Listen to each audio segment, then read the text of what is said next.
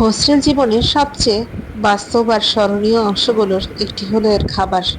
প্রতিদিনের সে পরিচিত মেনু, মাছ, ভাত আর বুটের ডাল শুধু পেট ভরানোর জন্য নয়, বরং এটি হয়ে ওঠে এক ধরনের অভ্যাস, এক ধরনের অনুভূতি।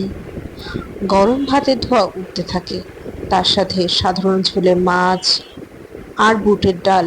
খুব বেশি আয়োজন নেই, তবু দিনের শেষে এই খাবারটুকুই সবচেয়ে কাঙ্ক্ষিত মনে হয়।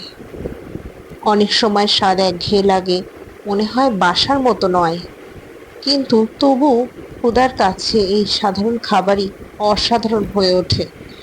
সবচেয়ে সুন্দর ব্যাপার হলো এই খাবার একা খাওয়া হয় না, বন্ধুরা সবাই মিলে একসাথে বসে খাওয়ার সময় হাসি ঠাট্টা, গল্প আর ছোট ছোট অভিযোগ, আজ ডালটা একটু পাতলা, মাছটা ভালো হয়নি, এসবই যেন খাবারের স্বাদকে আরো বাড়িয়ে দেয়। এই মুহূর্তগুলোতেই তৈরি হয় গভীর বন্ধুত্ব আর স্মৃতি।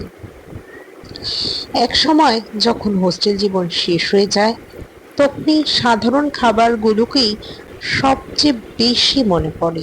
কারণ মাছ, ভাত আর বুটের ডাল শুধু খাবার নয়, এগুলো জড়িয়ে থাকে একসাথে থাকার আনন্দ, সংগ্রামের দিনগুলো আর জীবনের সহজ সুন্দর স্মৃতির সাথে।